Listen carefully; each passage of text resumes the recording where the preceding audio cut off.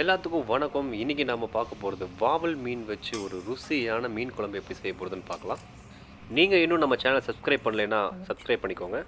அடுப்பை பற்றி கடாயை வச்சு அதில் 2 ஸ்பூன் கடலெண்ணெய், 2 ஸ்பூன் விளக்கெண்ணெய், 2 ஸ்பூன் நல்லெண்ணெய் ஊற்றி ஹீட் ஆனதும் அதில் 1 ஸ்பூன் வெந்தயம், 1 ஸ்பூன் கடுகு போட்டு பொரிஞ்சு வந்ததும் அதில் 2 கப் சின்ன வெங்காயம், கொஞ்சமாக கருவேப்பிலை சேர்த்து நல்லா ஃப்ரை பண்ணிக்கலாம். இப்போ 3 பெரிய சைஸ் தக்காளி எடுத்து நல்லா மிக்சியில் அரைச்சி இதில் ஆட் பண்ணி எண்ணெய் நல்லா திரிஞ்சு வர வரைக்கும் வணக்கி விட்டுக்கலாம்.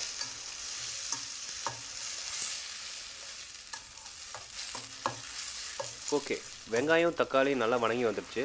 இப்போது 3 ஸ்பூன் மிளகாத்தூள், 2 ஸ்பூன் மல்லித்தூள், 1 ஸ்பூன் மஞ்சத்தூள் சேர்த்து நல்லா வணக்கி விட்டுக்கலாம்.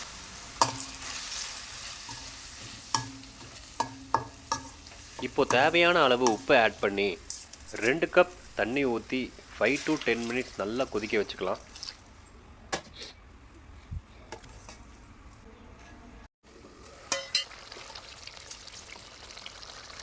இப்போது கரைச்சி வச்ச புளி 1 கப் ஊற்றி நல்லா கொதிக்க விட்டுடலாம்.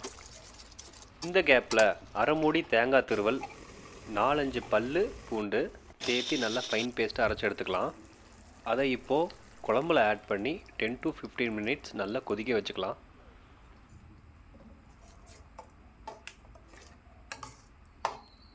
குழம்பு இந்த கன்சிஸ்டன்சி வந்ததும் நாம் பலன்னு கழுவி வச்ச 1/2 கிலோ வாவல் மீனை எடுத்து ஒவ்வொரு துண்டாக குழம்புல ஆட் பண்ணிக்கலாம். இந்த மாதிரி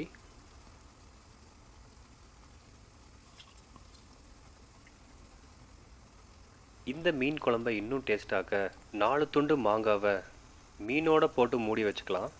5 to 7 மினிட்ஸ் மீடியம் ஃப்ளேம்லேயே நல்லா குக் ஆனதும் அடுப்பை ஆஃப் பண்ணிடலாம். அவ்வளோதான் கைஸ், மணக்க வாவல் மீன் குழம்பு ரெடி. மீன் குழம்பு பொறுத்த வரைக்கும் நேரம் ஆக ஆக தான் டேஸ்ட்டு கூட்டிகிட்டே போகும். 2 நாள் வச்சு சூடு பண்ணி சாப்பிட்லாம். உங்களுக்கு இந்த வீடியோ பிடிச்சிருந்ததுன்னா ஒரு லைக்கை போட்டு சேனலை சப்ஸ்கிரைப் பண்ணிடுங்க.